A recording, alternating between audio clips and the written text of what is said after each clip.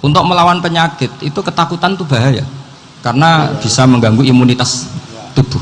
Orang harus percaya diri, harus pede, meskipun harus hati-hati, tapi harus tetap pede. Dengan demikian imunitas tubuh kita terjaga. Jadi ya sudah seperti itu, semua orang punya cara untuk menjaga diri masing-masing. Kemudian tentang Pak Ahmad Siddiq, saya tahu banyak karena dulu saya masih ingat, ini sekaligus ijazah pada cucu-cucunya. Kalau sama anaknya tidak berani saya. Sama cucu-cucunya. Saya masih ingat Mbah Ahmad Siddiq itu sangat loyal sama yang namanya negara. Kita tahu beliau adalah termasuk orang yang bintang ketika Muktamar Situbondo, ketika NU pertama kali nerima asas tunggal, yaitu Pancasila. Kayak apa ulama-ulama kita, ya mulai Mbah Ahmad Siddiq, Mbah Ali Maksum, Gus Dur, Mbah As'ad, semuanya lah, termasuk Mbah Mun, semuanya loyal sama negara, sehingga NU menerima asas tunggal. Itu saya masih ingat karena bapak dulu perwakilan dari NU cabang Lasem. Beliau pernah ngundang Mbah Ahmad Siddiq di sini, zaman itu zaman Pak Dzufar, ikut ngundang ke sini bapak saya. Itu saya menangi beliau ngisi pengajian di hallnya buyut saya, Mbah Umar bin Arabi. Jadi saya ini zuriyahnya Mbah Umar bin Arabi, sama dengan keluarganya Ki Hamid Pasuruan. Itu beliau cerita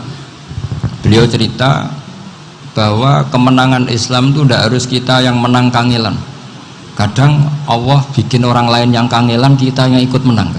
Jadi dulu kata beliau, banyak ulama ketika kita diserang Jepang, saya masih ingat, saya karena pas itu ikut ke Lasem, karena saya santri sarang, Mbah Mun ngisi di Lasem, saya ikut di Lasem karena saya masih keluarga. Itu ulama-ulama itu mimpi dibacakan ayat ghulibatir rum fi adnal ardi wa hum min ba'di ghalabihim sayaghlibun fi bid'i sinin lillahil amru min qablu wa min ba'du wa yawma idzi yafrahul mu'minun. Itu dulu itu ada pertarungan besar antara kerajaan Romawi dan kerajaan Persia. Kita tahu Romawi itu Nasrani. Saya ulang lagi, Nasrani. Nasrani itu percaya adanya Allah, adanya Tuhan, dan percaya adanya kitab samawi. Sementara musuhnya itu Persia, orang yang tidak bertuhan, tidak berdasar kitab samawi. Ketika Persia mengalahkan Romawi, itu orang Islam ikut susah, karena terus dibully sama orang-orang kafir Mekah. Orang kafir Mekah adalah orang yang tidak punya kitab samawi. Katanya orang kafir Mekah, iku lho balamu, jute duwe kitab, jarene dihubungan mbek langit, nyatane perang keok, paling kon ya podo. Jadi ada analogi bahwa kalahnya orang Nasrani itu dianggap simbol kekalahan orang yang bertautan atau berhubungan dengan langit. Akhirnya orang Islam susah. Saking susahnya orang Islam sampai Abu Bakar itu tanya, ya Rasulullah, lalu orang Romawi menang itu kapan?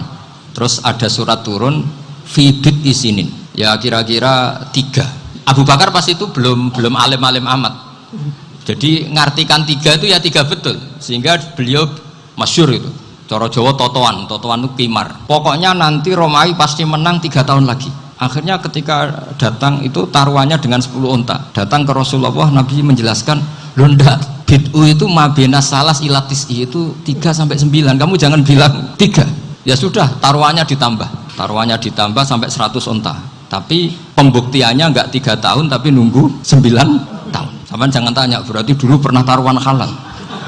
Zaman sebelum ngaji saya sampean sudah sering taruhan, jadi jangan nyalahkan saya. Nanti itu ada ilmunya, namanya nasah mansukh. Dan taruhannya Abu Bakar tidak kayak sampean, taruhan yang sangat-sangat demi Islam, bukan demi hadun nafsi. Betul, ketika tahun ke-7 orang Islam itu menang. Gila ya, tahun 9 itu umat Islam menang. Menangnya umat Islam mengalahkan musyrik Mekah itu di Badar. Romawi mengalahkan Persia. Gara-gara Romawi mengalahkan Persia itu cara berpikir orang tuh rubah. Ternyata langit itu ada, kekuatan langit itu ada. Sehingga meskipun akhirnya orang Kristen bilang ada Trinitas, terus mereka keliru dalam mengartikan Isa, tapi ada sekian nabi yang mereka sebut dan mereka hormati. Ada sekian kesamaan. Sehingga dalam Islam, saya ulang lagi, dalam Islam, andai kan disuruh milih orang komunis sama orang Nasrani, Islam tentu sama-sama kerjasama, milih sama yang Nasrani, karena ini ahli kitab, kerjasama loh, bukan milih menjadi Nasrani. Nanti kapan salah paham, senangannya terus bully. Terus lalu relevansinya dengan Indonesia gimana?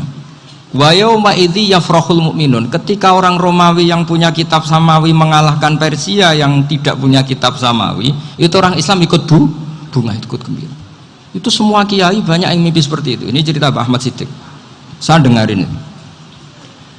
Ternyata betul, Jepang itu nggak dikalahkan Indonesia. Jepang, Hiroshima dan Nagasaki dibom oleh apa? Sekutu. Akhirnya Jepang pulang. Pas Jepang pulang, Indonesia merdeka. Itu dulu kiai-kiai sudah nakwil bahwa menangnya Indonesia itu tidak harus mengalahkan penjajah. Pokoknya nanti penjajah ada yang mengalahkan. Jadi orang Islam zaman itu tidak bisa mengalahkan Persia. Yang mengalahkan itu Romawi. Tapi orang Islam ikut gembira. Itu sebenarnya wa yauma idzi yafrahul mu'minun binasrillah. Jadi orang itu cara berpikir Quran itu beda. Sehingga saya ini cerita ke cucu-cucu Mbah Siddiq karena ya nasabnya sama sampai saya, karena sama-sama sampai Mbah Sambu. Bedanya keluarga saya lewat Mbah Abdul Azim, kalau yang keluarga sini lewat namanya Mbah Yusuf. Itu saudara sama Mbah Abdul Azim, sama-sama sampai Mbah Sambu. Tapi keinginan saya tentu bukan sekedar silaturahim gagah-gagahan diceluk Gus. Celuk Gus repot. Nak ora alim ra pantes. Nak beling ra pantes. Salam templek 1.000 jaluk swarga. Jadi dulu yang namanya zuriyah, sampean tenang saja, nasab sampean tidak kalah dengan kita, karena nanti setelah di kuburan itu gus-gus itu nggak penting. Semua kalau ditanya bapak kamu siapa, jawabannya siapa? Nabi Ibrahim. Sudah parmin parlan hilang semua, sudah aman pokoknya nanti. Karena kalau nanti ditanya malaikat bapak kamu siapa, jawabnya Nabi siapa? Ibrahim. Makanya saya itu pemuja Allah yang serius. Sampean ya pemuja Allah, tapi kan kadang kurang alim. Saya ini pemuja Allah serius. Saya itu kalau ngaji, ya ngaji biasa belajar, itu sering nangis seneng. Misalnya saya baca tadi, Miftahul Jannah la ilaha illallah, lu kunci kok dikasihkan. Kita ini masuk neraka gak pantas, enggak bawa kuncinya kok masuk. Harusnya kita ini masuk surga, kita kan pegang kunci surga, gak pegang kunci neraka. Maka aneh kalau kamu masuk neraka itu aneh. Coba kita pegang kunci surga apa kunci neraka? Tapi kadang teman saya suka neraka ora ono kuncine. Karena tidak ada pintunya. Terus saya bilang, kamu kok tahu? Memangnya mau ke sana, kata saya. Saya tidak punya rencana tahu neraka. Karena nanti di antara syafaatnya Quran itu orang kalau mau masuk neraka tidak jadi. Ya nggak apa-apa ya, diatur sendiri. Jadi di antara syafaatnya Quran itu orang nggak jadi masuk neraka. Jadi syafaat itu ada dua, dari neraka diangkat ke surga, dan itu bisa lama itu. Tapi kalau syafaatnya Quran itu yang belum masuk neraka supaya nggak jadi masuk neraka. Karena neraka juga punya aturan, dia juga kena aturan fikih. Jadi betul ini, saya ada guyon. Jadi kena konstitusi apa? Fikih. Sama tak ceritani syafaatnya Quran itu, ada orang itu beling itu fasik. Itu dihafal surat Tabarok. Hafal betul. Tabarakalladzi biyadihil mulku wa huwa ala kulli syai'in qadir alladzi khalaqal mauta wal hayata.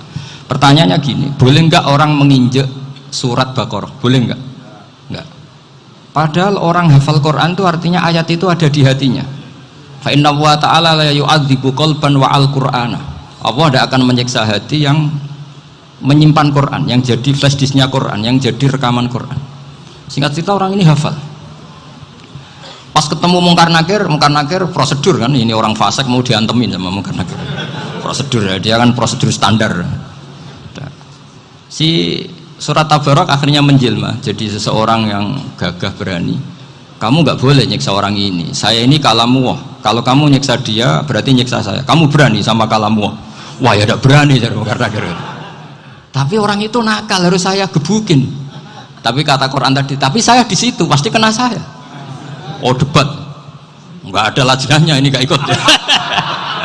Kalau Gus Wirjon ikut jadi lajnah. Kalau jadi lajnah pasti kroninan. Kalau santrinya dimenangkan nanti. Akhirnya debat. Ya sudah kita ketemu Allah. Akhirnya Mungkar Nakir sama Quran tadi surat Tabarok datang sowan sama Allah. Terus kata Allah, memangnya kenapa Mungkar Nakir? Saya harus nyiksa dia karena dia fasik ya Allah. Memangnya kenapa surat Tabarok? Saya ada di situ. Menurut aturan orang tuh nggak boleh injak-injak Quran. Kalau dia nuduk saya, nuduk Quran. Itu harus dikasih tahu fikihnya mungkar nakir. Akhirnya Allah ngendikan gini ke surat Tabarak, ya sudah terserah kamu. Kalau terserah kula Gusti, mungkar nakir gak boleh nyentuh orang ini. Ya sudah selamat. Sehingga terus itu sama baca di termasuk mukjizatnya surat Tabarak di tafsir Ibnu Katsir banyak. Karena tadi logikanya malaikat itu juga kena aturan fikih. Sehingga banyak ulama termasuk Said Muhammad ngendikan pertanyaan mungkar nakir itu tidak semua orang kena. Kalau semua orang kena, nanti kalau tanya Nabi Muhammad, waman nabiyuka, kacau kan jamnya. Nabi kamu siapa? Lu saya ini nabi. Ya kan? Lah nanti kalau pas ketemu Nabi Ibrahim, waman abuka, jadi repot kan?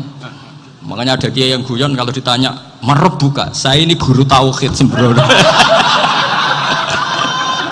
Saya ini ngajar Ummul Barohin, kamu tanya merebuka. Masyhur itu keramatnya Imam Malik itu. Ada Ashabu Malik, rajulun min ashabi Malik, beliau ditanya mungkar nakir merebuka menabiuka. Imam Malik datang, ini seumur-umurnya itu ngajar tauhid. Kok kamu bedai itu gak sopan kamu. Dan kita berharap barokah sampean ngaji nanti itu. Yes. Malaikat itu anak sungkane gitu. Jadi itu. Dan saya meskipun guyon itu serius. Bedanya orang alim sama ndak itu di situ. Kalau orang alim itu guyon itu masih bener, masih serius. Coba saya bacakan ayatnya. Ala inna auliya Allahi la khaufun alaihim wa lahum yahzanun. Terus lahumul busyra fil hayatid dunya fil akhirah. Artinya kalau mungkar nakir dengan penampilan garang gitu, berarti ada ketakutan apa enggak? Ada. Padahal ciri utama walinya Allah tidak ada ketakutan. Makanya itu termasuk dalilnya Sayyid Muhammad, tidak semua orang alami seperti itu karena wali-wali itu la khaufun alaihim wa lahum yahzanun. Wah anak kiai ketemu karena kerja buat tidur wedek. Iku dreseke ora kok pertanyaan itu, nak konan santri piye? Lho isen wis kiai dihanjuti mungkar nakir. Malu gak kira-kira? Mesti plengane konan santri piye?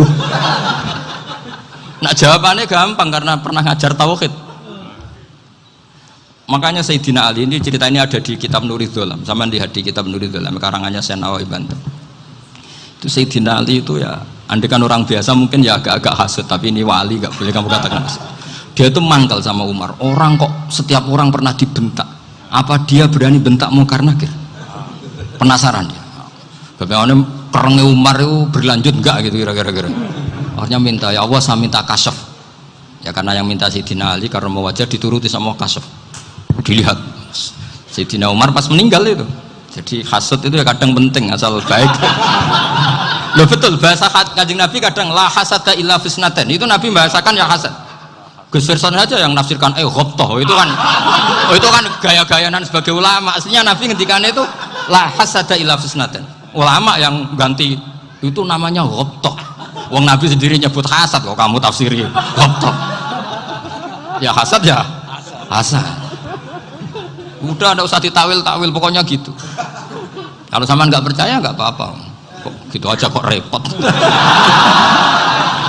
Karena sama nggak percaya kemungkinannya dua. Satu nggak ngerti. Dua sama-sama alim kan dari awal kalau sama-sama alim kan laisa ali alimin ayuqallida aliman akhor. Kita nggak perlu saling mengikuti. Ngapain hasud? Biasa aja. Akhirnya Sayyidina Ali kasar. Pas Umar bangun, setelah mati kan bangun, setelah meninggal bangun. Mungkar nakir datang dengan perang yang sangat garang. Itu digambarkan Sayyidina Ali matanya itu kal kidril ghali. Kayak apa? Kendil yang apa? Menganga. Wah, seru.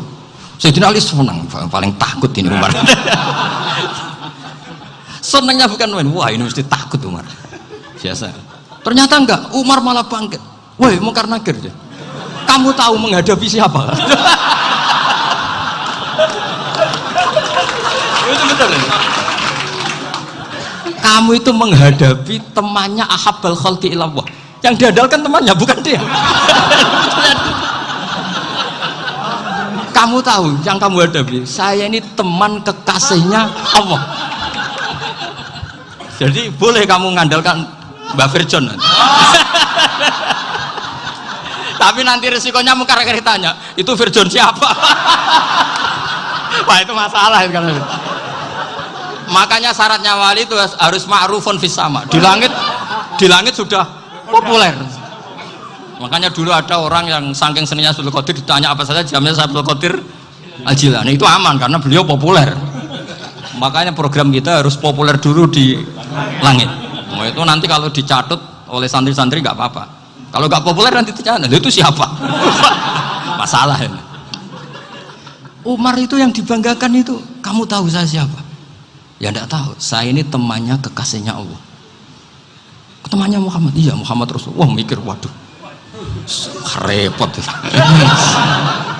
Loh di dunia aja gitu kan, temannya presiden, temannya panglima, apalagi ini temannya Sayyidul Awalin wal Akhirin. Di dunia aja bilang temannya presiden, menteri, orang sudah takut, apalagi ini temannya Sayyidul Awalin. Hanya karena terus konfirmasi sama Allah, gimana ya Allah ini ngadepi. Sebetulnya yang diadalkan itu temannya, bukan dia. Wah, akhirnya sama Allah dibilang, ya bu, ya sama seorang seperti itu bu yang sopan. Terus semenjak itu Mungkar Nakir itu nggak selalu berpenampilan seperti itu, sangat. Jadi semoga itu konsisten sampai nanti. Jadi kamu kalau ingin nggak takut Mungkar Nakir, jadi wali dulu. Karena syaratnya tadi hanya wali sing la khaufun alaihim walahum yahzanun lahumul busyra fil hayatid dunya fil akhir. Jadi orang itu kalau ngaji itu harus khatam.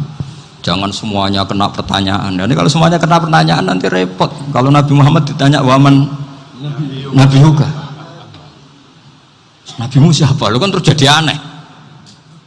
Jadi makanya ngendikane Sayyid Muhammad semua ulama lah, nggak ada am kecuali ditaksis, kecuali sifatnya Allah. Misalnya bikulli syai'in alim, ya benar-benar bikulli syai'in. Tapi kalau am semuanya pasti ada taksis, meskipun dalam muhawarah muhadasah biasa. Misalnya contoh gampang, istri kamu baru seneng kamu, mas nak pengen apa-apa aku lapor aku, gak apa-apa mas, mesti aku seneng sama lapor. Iku dia aku pengen wayo. Langsung jadi apa wae. Mesti apa wae maksudnya kecuali itu gitu. Padahal kalau ngomong mas sampean ingin apa saja tak dukung. Sampean bilang pengen iku wayo. Kira-kira disetujui apa enggak? Sama seperti kita kalau punya teman akrab, wah senang omahku gak apa-apa, anggap ya omahmu dewe, terus mlebu-mlebu kamar. Jadi tidak ada am kecuali di taksis. Artinya kalau ada cerita bahwa orang mati pasti ngalami ditanya Mungkar Nakir, itu pasti ada am yang di taksis. Itu pasti tidak dialami para ambiya, para auliya. Karena ciri utama wali itu la khaufun alaihim walahum yahzan. Kemudian saya yang mau cerita ya, supaya sampean bisa menghadapi dunia global ini, tak bawa tafsir Munir termasuk tadi. Kenapa orang Islam, Rasulullah SAW itu lebih senang kalau yang menang itu orang Nasrani Romawi, ketimbang yang menang itu orang Faris, dalam hal ini ateis. Karena orang ateis itu lebih ngeri. Sebetulnya beberapa penemuan sains, terutama di ilmu medis, itu orang Amerika, kayak cloning.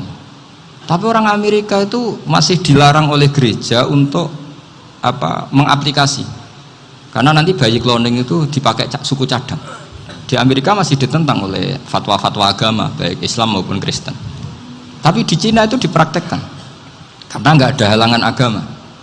Di Cina itu biasa ada kondom diolah lagi jadi alat-alat aksesoris. Di Amerika tidak ada karena masih ada agama, masih ada larangan. Sehingga orang Islam itu lebih takut kalau yang menang itu Persia, karena terus cara berpikir ternyata Tuhan itu tidak ada, langit nggak ada perannya. Jadi ketika yang menang Nasrani masih berpikir itu pertolongan Tuhan, meskipun mungkin cara mengatakan Tuhan beda dengan kita. Tapi ada satu kesamaan bahwa kekuatan samawi itu ada.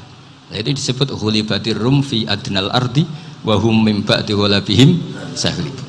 Di sini diterangkan oleh Syekh Nawawi supaya kamu tidak salah paham. Sebetulnya kamu katakan misalnya wah itu paham liberal, sebenarnya saya tidak tersiksa.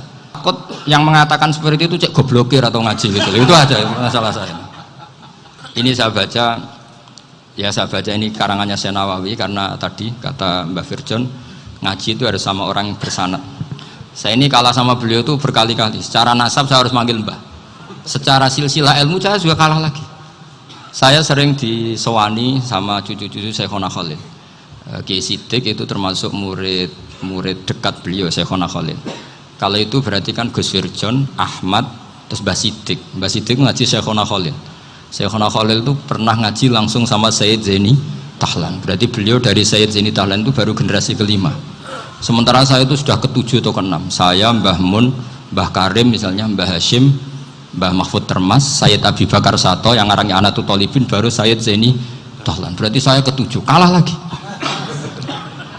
Tapi untuk jadi wali biasanya cepat saya.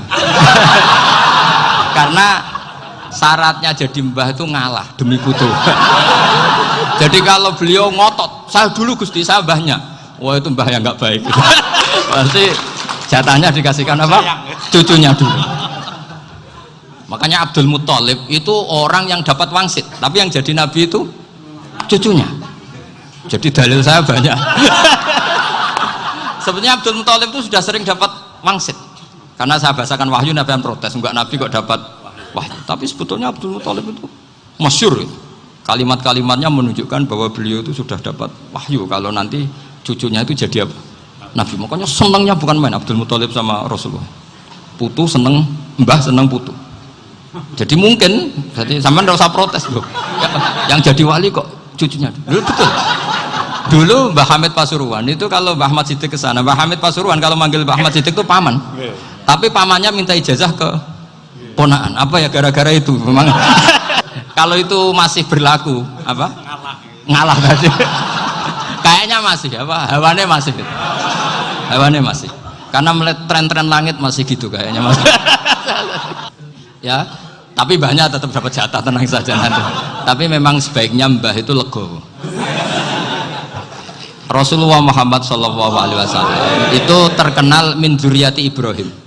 Tapi kata Rasulullah, ana dakwatu Ibrahim wa bisyaratu Isa. Aku nganti ngene iki barokah dongane Nabi siapa? Ibrahim. Jadi dongane Nabi Ibrahim ya tiba teng putu.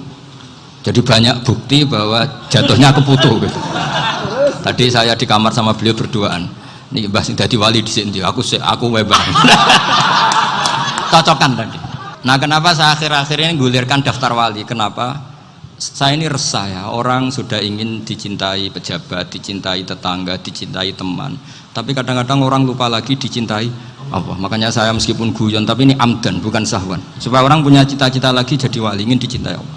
Kita ini terlalu lama ingin dicintai makhluk, mbok ya naik kelas sedikit lah, ingin dicintai Allah Subhanahu wa Ta'ala. Meskipun saya guyon, tapi tadi guyon saya tuh lebih serius ketimbang serius Anda, karena tak pikir. Saya tuh kalau pergi itu seneng ngebis, bukan karena saya tidak punya mobil, tapi saya sering mau butuh itu supaya agak diganggu. Karena saya tuh harus punya waktu sendiri. Kalau ngebis kan ketemu orang nggak kenal, tapi sekarang ya agak susah, banyak yang kenal. Dan susahnya lagi nggak minta ijazah, minta foto. Repot tuh. Mau dibenci itu umatnya Rasulullah SAW. Mau disetujui itu sanatnya mana? Kalau ketemu orang alim minta apa? Foto. Itu nggak ada sanatnya, nggak tahu saya itu mazhab dari mana itu. Ya mazhab milenial yang jelas itu kan. Ini tak baca ya biar dapat, karena ini kenangan saya sama Mbah Ahmad Siddiq. Saya masih ingat betul beliau ngisi kholnya Mbah Abdullah bin Umar, berarti abahnya Mbah Hamid. Karena mbah saya itu Fatimah binti Khalid bin Umar, kalau Mbah Hamid itu Hamid bin Abdullah bin Umar. Itu saya masih ingat betul zaman itu Mbah Hamid setiap khol di Lasem itu rawuh dan saya derek nembah saya karena masih misanan datang ke Lasem. Itu beliau pas itu ngisi sama Mbah Mun masih muda, Ki Ahmad Siddiq sepuh senior.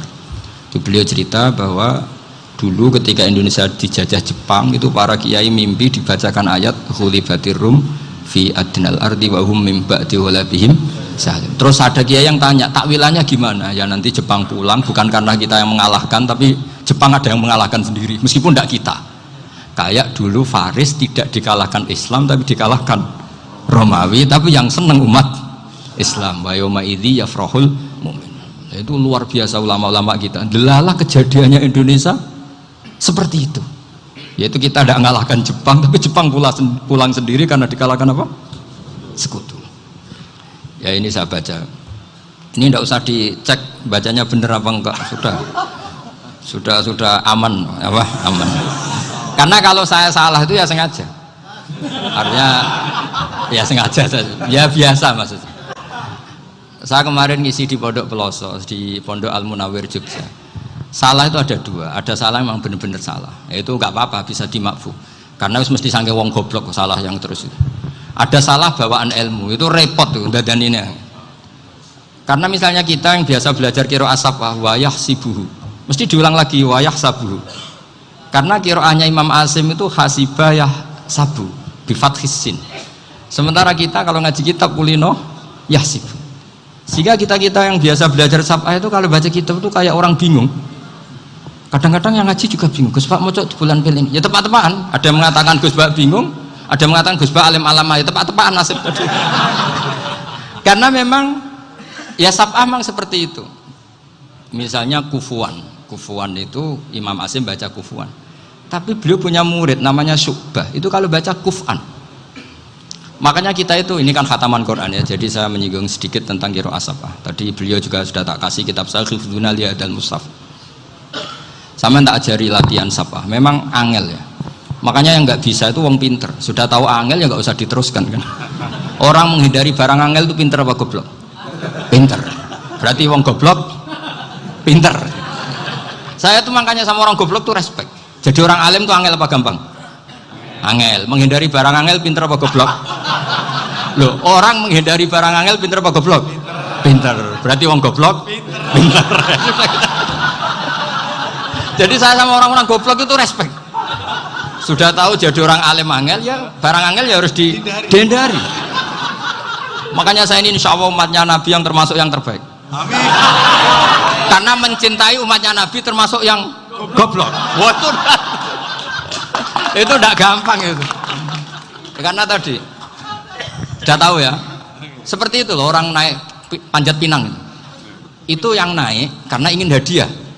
Yang nonton sudah tahu wah licin kok dinaikin mau keplodok ya. Tapi orang sepakat yang nonton juga pinter karena sudah tahu ribet kok. Tukun yang pasar kena lah apa mana. Sama juga gitu. Ngalim tafsir angel, ngalim fikih angel. Ada karek ngaji ngerekam kan gampang. Itu pinter apa goblok? Pinter. Iya. Makanya kula niku mbok burohno ngono tok. Saya tadi dinasihati Mbak Firjon, muga-muga hati saya selamat. Saya itu meskipun kata orang banyak, muhibbin saya banyak, tapi saya insya Allah tidak riya. Saya itu pakai kitab namanya Tasbitul Fuad, itu karangannya Sayyid Abdul Al-Haddad. Ketika beliau punya muhibbin banyak ditanya, bagaimana ya Habib Anda menjaga hati Anda? Jamnya Sayyid Abdul Al-Haddad itu unik. Innama azzamu Allah. Mereka itu sebenarnya menghormati Allah, cuma butuh sarana, dan itu saya. Jadi saya tahu sampean semua itu mencintai Quran, mencintai sunnah Rasul, mencintai hadis-hadis Rasul. Cuma sampean kan karena nggak paham, terus manfaatkan saya. Jadi sebenarnya saya ini korban. Korban. Jadi saya mau riak gimana? Korban kok mau. Bangganya di mana tuh? Coba sampean misalnya ngaji tafsir, belajar sendiri kan susah. Terkibnya susah, maknanya susah, bahkan beli kitabnya kadang nggak kuat. Loh, untuk jadi alim tafsir itu kan harus beli kitab. Loh, saya sering belajar kitab itu jutaan. Tafsir Tobari, saya pernah beli kitab Fakhrur Razi itu berapa coba? 27 jilid. Karangannya Fakhrur, belum karangannya ulama modern, Imam Sa'rawi. Itu berapa jilid? Itu jutaan. Saya kemarin juga dihadiahi kitab Pak Quraish Shihab namanya Faidul Bari fi Syarhil Bukhari. Pak Quraish Shihab yang terkenal. Dia sering diskusi sama saya. Saya ngasih hadiah beliau ngasih hadiah saya. Wah itu harganya nggak kuat. Tidak kuat kadang di Indonesia nggak ada coba. Dan sama orang hebat menghindari kesulitan itu. Nah, kesulitan itu, Gus Pak ngaji ikut, kalau nggak paham dirukok rekamannya sudah gitu. Pinter mana sampean sama saya? Pinter sampean kan? Bikin sosis susah, beli aja kok repot kan. Nah, makanya nggak boleh orang bilang, wah aku goblok reso tafsir aku wong pinter. Makanya nanti kalau saya ketemu Nabi tidak termasuk orang yang mentahkir orang Islam. Kafabil mari isman ayah kira akhahul muslim. Jadi cukup orang itu dosa kalau menyepelekan orang Islam, termasuk darani sampean goblok itu dosa. Caranya nggak darani goblok ya tadi di logika tadi. Alim itu angel, ngendari angel itu pintar, berarti wong bodoh pintar ya sudah gitu. Tapi tetap bodoh. Tapi ini satu cara untuk saya respect gitu. Coba orang yang ngaji tafsir saya banyak, mungkin ribuan. Itu sebetulnya mencintai Quran. Karena Quran adalah kitab suci yang panduannya umat Islam. Sangat mencintai Quran. Terus kemudian mereka nggak paham. Terus mencari orang yang memahamkan. Burono lah cara Jawane. Terus keren saya itu di mana coba? Lah terus mereka kurang ajarnya gini, kalau paham itu ya alhamdulillah paham. Kowe nak ngaji Gus Bae ngono tok. Tapi nek ora paham, ora nyalano akale. Mari Gus Bae nerangno cepet, mulane gak paham. Ora kok nyalano teke sing lelet. Maksud kan Masya Allah, naudzubillah. Sebetulnya tingkat kurang ajarnya tinggi Gus. Jadi kalau nggak paham itu kadang nggak nyalahno uteke. Kayak mau misalnya, mau mari mikir aja jelas. Padahal misalnya jelas orang mesti paham, bodoh. Paham ya? Jadi kata Sayyid Abdul Haddad, innama azzamu Allah. Sebenarnya mereka itu sangat menghormati Allah. Makanya kita nggak perlu mengatakan wasilah itu kafir, nggak akan. Karena orang tawasul sama Rasulullah itu ingin dapat ridhonya Allah lewat orang yang dicintai Allah. Kita mencintai wali sebenarnya, wah itu kekasih Allah. Kita mencintai itu karena mencintai Allah. Sama seperti gini, kamu mencintai kangkung apa enggak? Sebenarnya sama sekali enggak. Tapi kamu ingin sehat, ada asupan gizi. Kamu ingin tubuh kamu sehat, butuh asupan gizi. Kemudian kamu makan kangkung. Apa terus kamu cinta kangkung? Kan enggak. Cinta kesehatan kamu sama. Orang yang mencintai saya sebenarnya ingin kepuasan rohani. Saya kan termasuk kiai yang torekonya gampang. Ini swarga, kan akhirnya penggemarnya banyak. Coba kalau kamu ini neraka. Jadi sebetulnya Anda mencintai kepuasan Anda sendiri. Nah, saya ini korban. Makanya untuk masuk surga cepat saya, korban itu cepat. Da'watul mazlum la turaddu kan gitu. Laisa bainahu wa bainallah hijab. Jadi saya kalau dongo langsung seret langit. Karena mazlum. Saya sinau tafsir itu Pak, sampean bayangkan ada tafsir itu sudah 27 jilid. Sing ngarang Fakhrul Razi itu bulatnya bukan main. Karena dia ahli filsafat. Bulatnya Masya Allah. Sudah gitu sinau Jalalain kadang dikomen oleh Sawi. Sudah kita percaya Jalalain sebeli dibuli Sawi. Percaya Sawi dikandani, oh iku Maliki rasafi. Oh, ribet. Sudah gitu sinau Qurtubi, sinau tafsir Tabari itu susahnya. Belinya susah, belajarnya susah. Padahal saya punya keluarga, punya istri, punya anak. Bayangkan kalau istri saya rewel, kayak istri sampai. Wah itu. Tapi alhamdulillah enggak. Sama sekali enggak. Allah sudah milihkan, wah ini bahaya kalau punya istri rewel. Imam Sibawai itu kitabnya banyak, tapi yang terbukukan hanya Kitab Sibawai. Karena beliau kalau sudah belajar lupa istri. Hanya pas beliau di pasar, kitabnya dibakar semua sama istrinya. Karena dianggap saingannya. Ternyata yang dicerai tidak kitabnya, malah istrinya. Itu Imam siapa? Sibawai. Tapi alhamdulillah kitab saya nggak terbakar, aman. Saya teruskan ya. Jadi untuk menjaga riya dilatih innama azzamu Allah. Sebenarnya mereka itu menghormati Allah. Sehingga wasail itu sebenarnya nggak pernah jadi subjek pelaku utama, tetap Allah.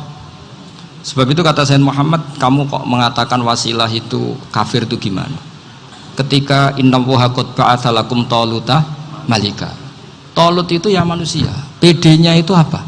Inna ayata mulkihi ayyatiyakumut tabut fihi sakinatum min rabbikum wa baqiyatum mimma taraka ahlu Musa wa ahlu Haruna tahmiluhul malaikah. Jadi beliau PD itu kalau bawa sunduk semacam peti sakti, sing di situ ada baqiyatum mimma taraka ahlu Musa wa ahlu Haruna tahmiluhul malaikah.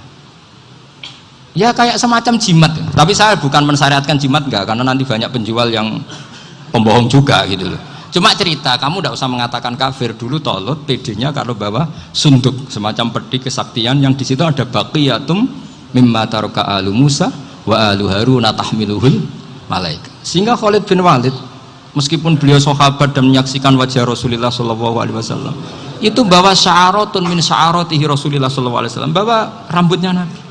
Perang kemana-mana itu diletakkan di pecinya. Nanti sama tanya lagi, masa pakai peci Khalid bin Walid ini? Wah panjang, sampai itu repot. Sampai tak warai ngaji usul fikih. Usul fikih itu kalau ngaji itu ada istilah tangkihul manat. Ini mesti ini wilayah yang kita bisa berdebat sama Mbah Firjon. Dulu itu musuh saya karena saya makili Anwar, beliau makili Peloso. Tapi tahu-tahu kalah tua terus saya mengundurkan diri. Di fikih itu ada istilah, ada tangkihul manat, ada tahqiqul manat, ada tangkihul manat. Tangkih itu kira-kira gini, lafadz hadis itu dibuang sekian untuk tahu bahwa itu madarul hukmi. Misalnya gini, tak beri contoh paling gampang.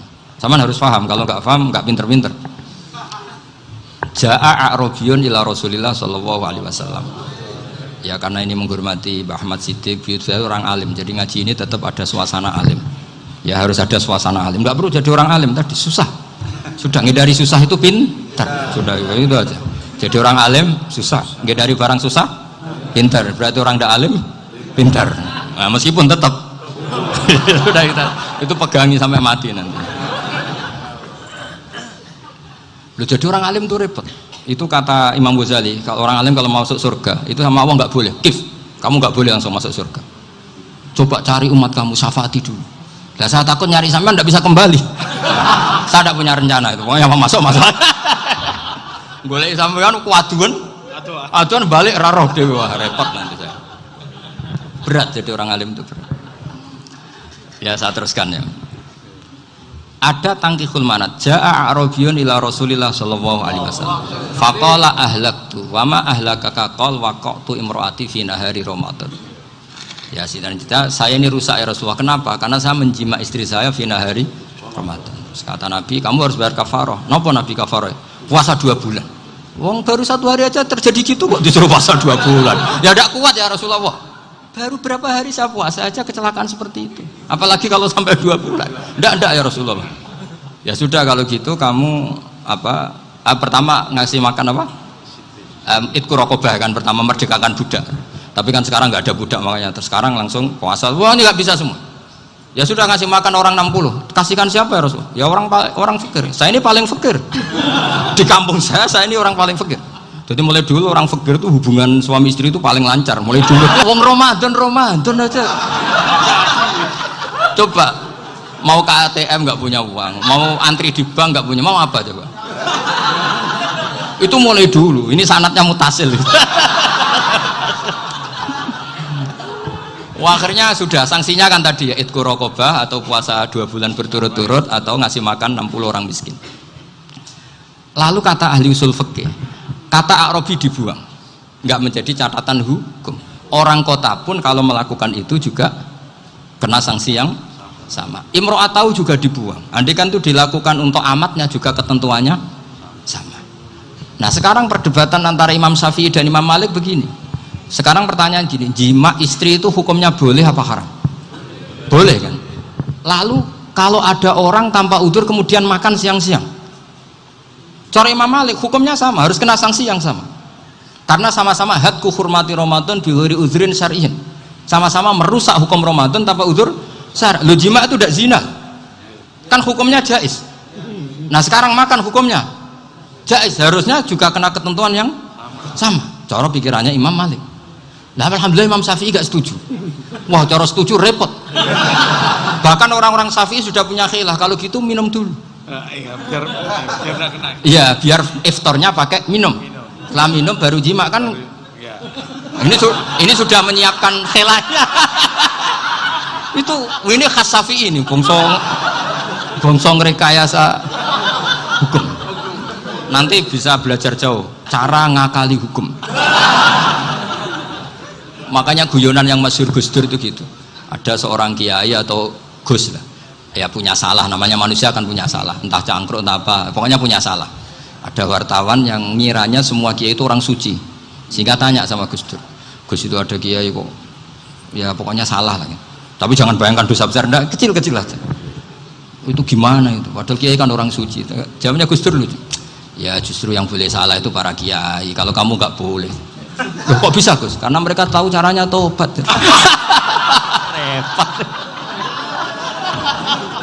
Kalau kamu nggak tahu caranya, sama pelanggaran hukum itu ya harus pakar-pakar hukum. Ya. Itu yang tahu caranya rekayasa. Kalau kamu ya kena pasal kan ya. Jadi kamu jangan niru saya. Saya ini punya sekian cara untuk nah, itu namanya khilaf. Makanya kata Sayyid Muhammad, kamu tidak usah anti khilaf. Karena Abu Hanifah itu membolehkan khilaf, kitabul khiyal. Yang penting kamu soleh dulu. Setelah soleh nanti Allah maklumi. Soleh dulu, syaratnya soleh dulu. Kalau tidak soleh jangan. Contohnya gini, ada orang mau puasa lemes sekali, mau makan. Gampang. Kalau langsung makan kan kayak hadku hormati Ramadan biwiri udrin sarian. Aku langsung mau Jember sowan Mbah Firjo. Sudah status saya Pak, musafir. Ya sudah, berangkat aja sampai Tuban makan. Nanti kalau nggak jadi ya nggak apa-apa sudah. Kan mulai pergi sudah musafir. Saya tidak tahu nanti malaikat tertarik gebuki nggak tahu. Tapi itu ada khilafnya, asal soleh. Karena kata Sayyid Muhammad dan semua kitab mengatakan itu. Kalau sama nggak tahu ya kebablasan. Nabi Ayub, yang nabi yang terkenal Gudiken itu siapa? Ayub ya. Nah, itu yang Israiliyatnya akan seru lah. Gudiken dikukur bek kreweng itu terlalu lah kalau itu. Untuk kreweng konti, ning Arab ora kreweng itu sudah masalah itu. Singkat cerita, Nabi Ayub ketika diasingkan kaumnya itu kan nggak punya sumber makanan. Lah orang lelaki itu mulai dulu egois. Istrinya Nabi Ayub itu cantik sekali, udah cantik, rambutnya bagus. Makanya kamu nggak usah tanya kenapa istrinya kayak banyak yang cantik. Ya, nah warasatul anbiya nggak boleh gitu. Kalau nggak cantik ya warasatul anbiya dari segi balak. Istrinya Nabi itu semuanya cantik. Nggak usah tanya sebabnya apa, pokoknya gitu, semuanya cantik.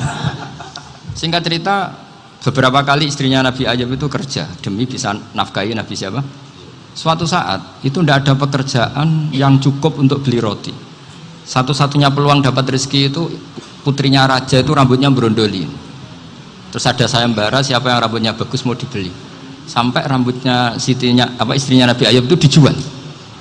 Nabi Ayub tersinggung karena itu mengurangi kecantikan. Jadi lelaki mulai dulu gitu. Udah nggak urun kalau istrinya nggak cantik itu komplain. Itu khasnya lelaki. Jadi kalau kamu gitu ada sanadnya juga, tenang saja ya. Komplain ya pegawaian itu. Saking mangkelnya Nabi Ayub terus ngendikan la adriban naki mi'ata sautin. Kamu akan saya pukuli dengan mi'ata sautin atau dengan 100 cambuan.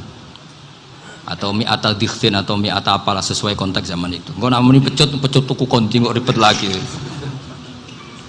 Singkat cerita akhirnya ketahuan bahwa istrinya menjual itu demi Nabi Ayub.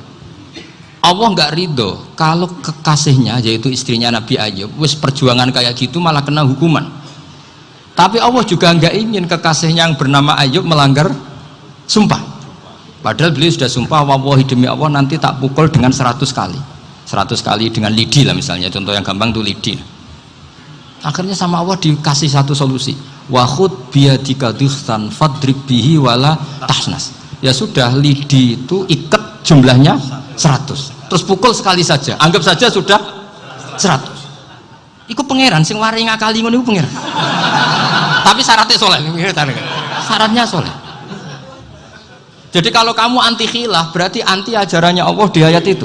Wa khud biyadika dikhtan fadrib bihi wala tahnas. Itu dulu ada, ini cerita di Ithaf. Ini cerita terakhir. Ini sudah, sama jangan nama sudah. Terus pengumuman tadi yang nggak pernah sepuh ngutang saya itu haram tadi.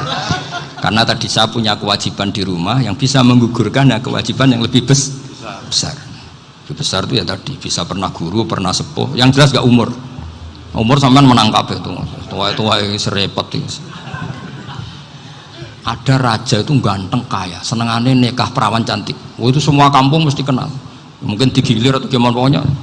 Suatu saat ada pemuda suka sama perempuan yang di kampungnya, cantik sekali. Kemudian pemuda ini ternyata pekerja di kerajaan itu. Tiap hari ditanya, wah itu yang di kampung yang cantik siapa? Mau saya nikahin gini.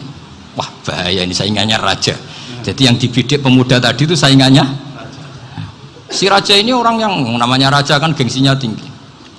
Kaifatang kihuha wa qad ra'aitu qad qabbalaha rajulun. Kok mbok nikah piye? Saya tuh pernah melihat dicium lelaki. Wah, gak mau. Gak gelem kadung ditambung lan waqat qabbalaha rajulun. Saya pernah melihat sendiri qabbalaha rajulun, dicium oleh lelaki. Wah, sudah gak minat raja langsung gak keren. Suatu saat pemuda tadi nikahi perempuan itu. Rajanya marah-marah, kamu lelaki gak punya harga diri gini. Gak punya selera, gak punya harga diri, sudah pernah dicium orang kok tetap dinikah. Terus bilang ke raja, ta'rif manir rajul, lelaki itu siapa? Abuha. Kamu tahu lelaki itu siapa? Sopo? Abuha. Bapaknya. Saya kan hanya bilang rajulun. Pernah dicium lelaki. Lah pikirannya raja itu lelaki kue-kue ngene iki. Tapi butuhnya canom mau rojo ben gak sido itu aja tuh. Baru kayak digulirkan gitu, wakot kebalah rojulun. Wah nggak mau. Setelah itu suatu saat pegawainya tadi nih kayak perempuan. Kamu nggak punya harga diri gini. Kamu tahu mandir rojul apa abu? Wah nak ngono aku gak apa-apa. Lah monggo sakniki wis bojo kula. Ora trimo wis diambung wis macam-macam. Lah itu namanya khilah. Apa? Khilah. Kalau di Balawa disebut tauriyah atau apa. Tapi saya tidak ngajari sampean seperti itu. Sudah pinter sebelum saya ajarin. Bongso ngakali kan sudah pinter. Ya ini terakhir tak baca Arabnya saja nanti. Bismillahirrahmanirrahim. Biar dapat barokahnya Syekh Nawawi juga barokahnya guru-guru. Bismillahirrahmanirrahim. Wasababu nuzuli hadil ayati annahu kana baina farisa war rumi qitalun wa kanal musyrikuna yawadduna antaghliba farisu ar-ruma li anna farisa kanu majusiyan ummiyin wal muslimuna yawadduna ghalabatar rum ala faris liqaunihim ahla kitabin.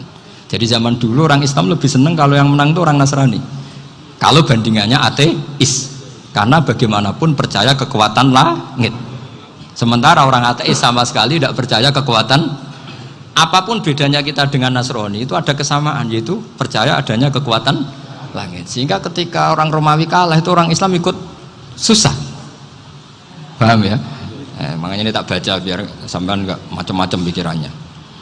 Fab'atha Kisra saat terusnya, ya pokoknya seperti itu. Akhirnya Rasulullah SAW berdoa lebih seneng yang menang itu Rom karena ahli kitab.